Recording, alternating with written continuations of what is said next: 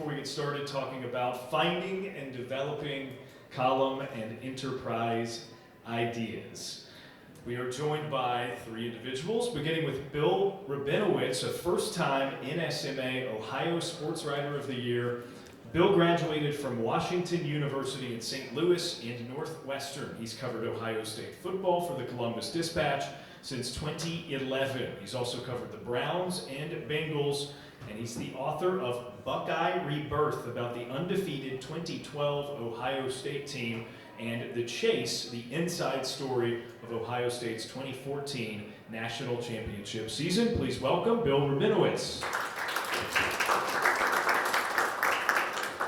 Third seat for me is Ed Graney. He joins us as an 8-time winner of the NSMA's Nevada Sportswriter of the Year Award. The San Diego State grad joined the Las Vegas Review-Journal in May of 2006 as the lead sports columnist and has covered all major sporting events including Super Bowls, NBA championships, Olympics, and every Final Four since 1995. A past winner of AP Sports Editor's Top 10 for columns. Let's welcome Ed Graney. And then closest to me is Jayson Stark, a Philadelphia native and Syracuse graduate. Jayson began his baseball sports writing career with the Providence Journal, where he covered the Boston Red Sox. He then joined the Philadelphia Inquirer, where he worked the Phillies beat before becoming a columnist. In 2000, it was on to ESPN, writing for ESPN.com and appearing regularly on the network's baseball shows. In 2018, Jayson took his baseball writing prowess to The Athletic, where he is currently the senior baseball writer, as well as a baseball analyst for MLB Network. A 2024 NSMA Hall of Fame inductee. Welcome to Jayson Stark. Okay, let's get it started. You guys have the microphone. This one's gonna jostle there. Okay, did not make the noise that I thought it was going to. Tough act to follow, so take it away. Let me start with this. Very generally, what is your creative process like? Jayson, go ahead. My creative process. I'm fanatical about paying attention. You know, the baseball season is very long. There are a lot of games. There are 2,400 games in every baseball season. And I don't just cover one team, I cover every team. I have a niche where I look for the fun side of baseball. I'm that guy that America turns to when a game ends on a clock off without a pitch being thrown. And so I need to pay attention to every game, every day. So I wake up every morning and I watch video of every game. And I keep a daily logbook of stuff that interests me, and that's on every level. I'm looking for funny little items for my column. I'm looking for oddities, rare stuff that I can investigate and look up. And then I also keep a separate list of big picture story ideas that I want to pursue. And so as I'm going through every day of baseball, I'm constantly thinking about what's next. What is that thing that I can explore that the rest of the world is not exploring? And that can take on a lot of different forms, because I do write about a lot of goofy stuff that other people, it kind of passes them by. But I also love to look at baseball from 30,000 feet. It's really easy when you cover my sport to get caught up in trying to survive every day, because every day is a lot. But there are so many trends lurking behind the scenes in baseball that I'm constantly looking for and talking to people about when I'm at the ballpark, when I'm on the phone, and gathering for 2, 3, 4, 5 stories at once. It's just a constant discipline to pay attention, because I think that's where it all starts. So that's kind of my thing. I don't just idly think of stuff. I'm consciously working to make sure I don't miss anything, and that's where the ideas come from. No. it from two different perspectives. One, I agree with Jayson that the best thing you can do is be attentive and pay attention. I mean, just with your eyes, with your ears, whether it's during the interview process, listening, as Andrea Kramer said, it is the most important skill, and the silence is also important, because people hate silence and they will fill it with their own voice. So a lot of times if you ask them a question and they respond and they're kind of sensing, I better fill that void, and they'll keep talking, and that's great. In terms of the creative process when I'm writing, the actual process of writing, I would say it probably begins with controlled panic, because you're trying to fill that screen and you're trying to write it the way that nobody else would write it and write it very well. And then in terms of my job and Jayson's job, and his job are very different. I'm a beat writer, and the beat that I cover is Ohio State football with probably 30 to 50 people there. So it's very rare to get an exclusive. And so the challenge is, how do I use the same material in a way that's hopefully different and better? And that's challenging. It's a challenge that my bosses put on me and my beat partner. And sometimes you fail and sometimes you succeed. But it's always the idea that you're never satisfied with just kind of writing the first thing that comes in your mind. It's always rewriting and trying to think of things from a different angle. Look, the thing that I think we all love about writing sports is it does allow you to be creative. You're not covering City Hall, you're covering something that's supposed to be fun. And so you have a little more liberty to do that. So I think hopefully I answered the question. I try to watch a video of the Dodgers. That's it. As a lifelong fan, so I wake up every morning and try to find that video. Other than that, you're way ahead of me on the video part. I think what these guys have said is exactly what we all strive to do. I remember, and you remember Gary Smith of Sports Illustrated, who was a wonderful writer, and I heard a story one time about him where he was going to do a takeout on Mia Hamm. And a buddy of mine, Mark Ziegler, who works in San Diego, who's a terrific writer, knew Mia really well, and called Mia up and said, "Are you sure you want to do this?" And she's like, "Well, yeah, I hear he's a great writer at Sports Illustrated." He goes, "Are you sure you want to do this? Because you're going to get calls at 3 in the morning when something comes into his head, and he's going to ask you a billion questions." And while I don't come up with a billion questions, I do think it's important, and I know these guys mentioned this, to go beyond the obvious story because of Twitter and Instagram, and everyone knows the score, everyone knows what happened in the game, it's instantaneous. So I try to go beyond that. And it's a simplistic thing to say. It's probably something that should have happened in the last 20 years, and I'm sure it has with great writers, that they've always gone beyond what the regular story is, what the final score is, and what happened in the game. And that's kind of the process, is try to watch the game and come up with something people won't realize. And especially as a print news columnist, you want to give them something different. You want to give them something they want to read, something they want to click on. I don't know how many print are out there in terms of print newspapers, but we are what we are right now. And I think if you don't go different and you don't try to get something that nobody will expect you to get, then we're going the way we're going. So hopefully it's going to improve. But I think that has a lot to do with the process and trying to find something that no one else can think of. And again, I know people have done this for years, but I think it's far more important now to do that in today's age, in 2024. I'll follow up by asking, how do you know when you have something? You guys just spoke about finding something that no one else has, no one else has thought of, maybe approaching something from an angle that no one else has done. How do you know when you've got it? That's not really a problem for me. I don't know if this is good or bad, but I do find that I think about the sport I cover in a way that's different than most writers and most people in the media when they cover it. And again, I don't know if it's a good thing or it's a bad thing, but when that game ends on a clock violation, I'm already thinking to myself, what am I going to do with this?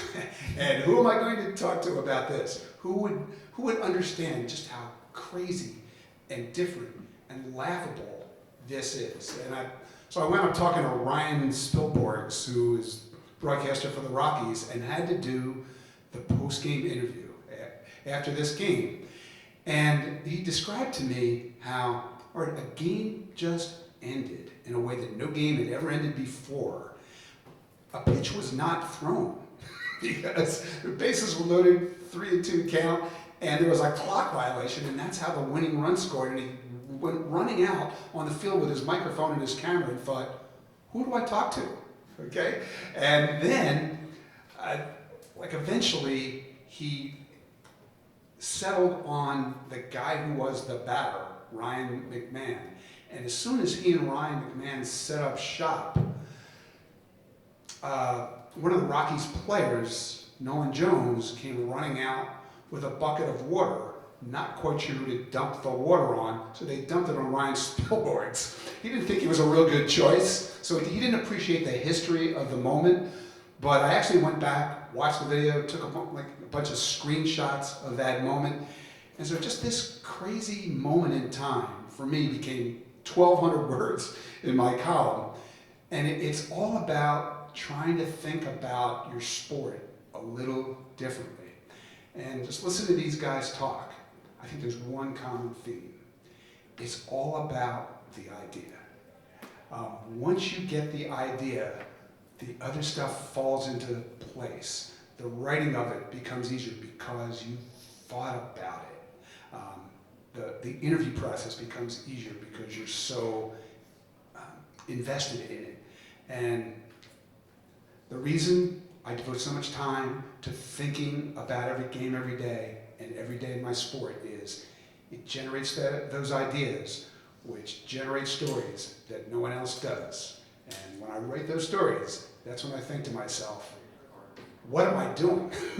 Nobody else would ever write about this, but it's fun for me. Yeah, I think I'm always looking for that little bell to ding in my head if I'm watching a game and something that I've never seen happens, and it's amazing how many games we've all seen, and yet so many times I've never seen that before, and it's amazing. And so that's one, or when you're doing an interview and somebody says something and you get that little ding or quote alert or whatever you want to call it in your head, and you go, okay, there's something. Because most of the time we deal with cliches. We deal with coaches saying, I've got to watch the film. We deal with players who say, I'm just trying to do my job. So you're always looking for something. And if you get a one-on-one interview and you're interviewing somebody and somebody goes in a direction that you didn't expect, that's where you know you've got something. Maybe the best example I can think of is I did a profile a couple years ago on C.J. Stroud, the Ohio State quarterback, whose father was in prison, still is in prison. He never talked about this to anybody. And this was supposed to be kind of a standard profile, not anything real big. And he started talking with me, and we were having a nice conversation. And the Ohio State SID is right over here. And CJ mentions his father and how his father is in prison. And I just kind of stopped, and first of all, I listened. And I said, well, look, this is your life. It's your story. You can say as much or as little as you want to. I don't want you to do anything that you're uncomfortable with, but if you want to talk about this, I'm all ears. And he did. And the SID at one point said, I think we're about done here. And CJ said, no, I want to do this once and do it right and be done with it. And it turned out to be a pretty good story. Got pretty well read and all that. It's all because that little thing in my head said, okay, there's your story, but handle it the right way, sensitively. And see where it goes. And so listening is a huge skill, just a huge skill. Is paid, fuse, an acceptable answer? Because that helps. You hit it out of the park. This is going to probably sound a little crazy, but I know I've hit it out of the park via emails, and mostly the negative ones. And I was told a long time ago, you want as many emails as you can, and you still want to be apathetic. If you write a column and you get no response, then you probably didn't do well that day. But if you get 100 emails, and even if 90 are negative saying you can't write, you can't do this, at least they read it and they had some kind of response. And you want them to have a response no matter what. So I base a lot of, if I've hit it out of the park or hit it on a certain day, on that. Example, I did a story or a column on Vashti Cunningham the other day, who's the long high jumper for the U.S. And Vashti is coached by Randall Cunningham, her father. And Randall Cunningham is a former quarterback, Philadelphia. you know well. And most of the emails were ripping Randall and had nothing to do with Vashti, about how he can't coach her, she barely made the Olympic team for a third time, why did she ever choose him as her coach, was it just because of her dad? And I thought that was interesting because the column had nothing to do with Randall, it had everything to do with Vashti, but that's what they took out of it, and there were a lot of emails in that sense, and in that sense I said, okay, well I must have did it today because they somehow found something within that column that had nothing to do with what I wrote about, which I don't know if that says much about my writing ability when they're finding something that has nothing to do with what I wrote about. But no, it's more, I base it more on the reaction of people, and like I said, a lot of it can be negative, but you know at that point at least they're reading, at least they're having a response. You just don't want those days where you click on and no one has said anything, no one's responded, then you probably didn't have a good day. Follow up here. Right, the story that Bill just talked about with C.J. Stroud, you know how hard it is on his beat to get a one-on-one conversation with somebody like that? It doesn't happen unless you work to make it happen. And we live in a world now, media world, where there's so many forces that when you go to a game on a given day, or in the case of football, there's a lot of practices that you're attending, and teams are doing everything that they can do to have everybody talk to the same people at the same time. And what happens? They use the same quotes or the same sound bites, and they write the same story, or it's the same profile. And if you really want to get something, if you want to do something different, you have to work to think outside that box. And so, I mean, in baseball, we're lucky because we have so much access, but it's the same process. After a game, most teams now have a spot in the locker room where they lead the stars of the game. And for most people who are covering that game, they're very content to stand there. That dude talks for 5 minutes, somebody else comes along and talks for 5 minutes, and then they go about their business. I don't do that. I'm always looking for someone who can offer different perspective. I pay very close attention if I'm writing off a game to things that interest me, and I'm looking for people who can shed light on them. And it doesn't even have to be somebody who played in that game. It just has to be somebody smart, somebody observant, somebody thoughtful, somebody funny. But the first question I ask every locker room I walk into is, who's the funniest guy in the room? If I don't know it, I find that guy. Because that's the ticket to something different. I don't know if you want me to tell like a longer story, but this is one I think about a lot. This goes back 20 years ago, but the Orioles played a game in Cuba during spring training. And it was the first time that any major league team had played a game in Cuba since the revolution. So it was a big deal. But we had about, I think, 100 media who went to Cuba to cover this event. The game was on Sunday. We arrived on a Friday. And so they basically parade us into a room to tell us what we can do, what they envision us doing, and they envision us doing it all together. But I knew that the Cuban series, the Cuban World Series was going on. And I was thinking, like, the players in that can't play in this game against the Orioles. I wonder what they think of this from an outside perspective. And so after this session was over, I went up to this press officer and said, there were 4 of us, and we said, is it possible, rather than do your event, can we go to the Cuban series game tonight?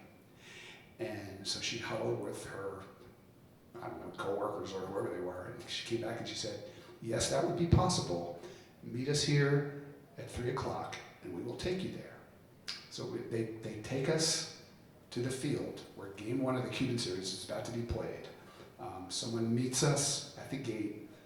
We sit in a little room, just us. Nobody talks to us. Nobody tells us anything. Finally, somebody comes along and says, come with me.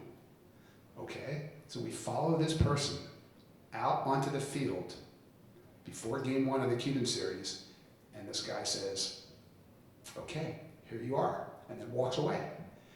And so here you had this packed stadium for game one of the Cuban World Series, and the four of us standing in the middle of the field. We were the only people on the field, and we're thinking, now what? We had no idea. It wasn't like somebody had invited us to an interview room or into a locker room.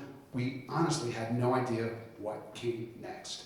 And now, one of the teams playing in this game filters in the dugout, and they're literally like putting their uniforms on in the dugout.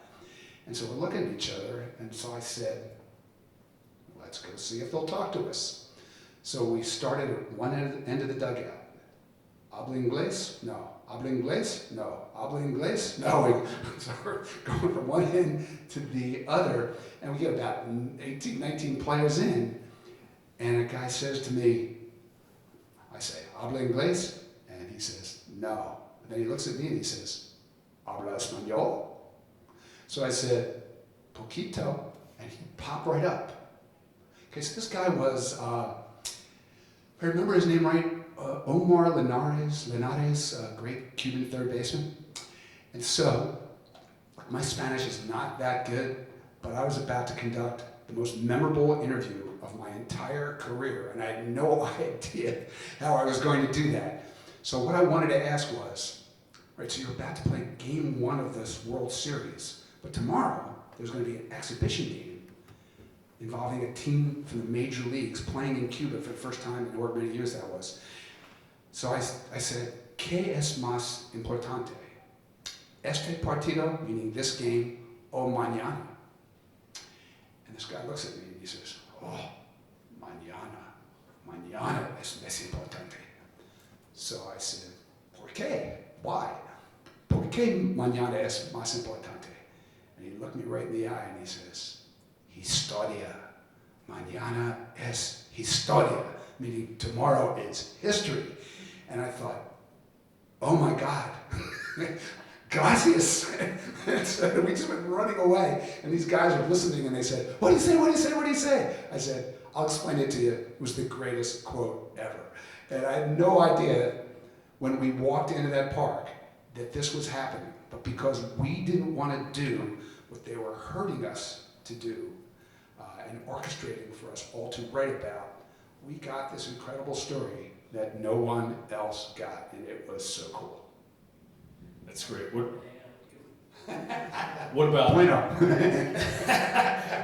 Bill, Ed? Does something come to mind as you're going against the grain? You're going against where you're trying to be herded for interviews, and something came out of it.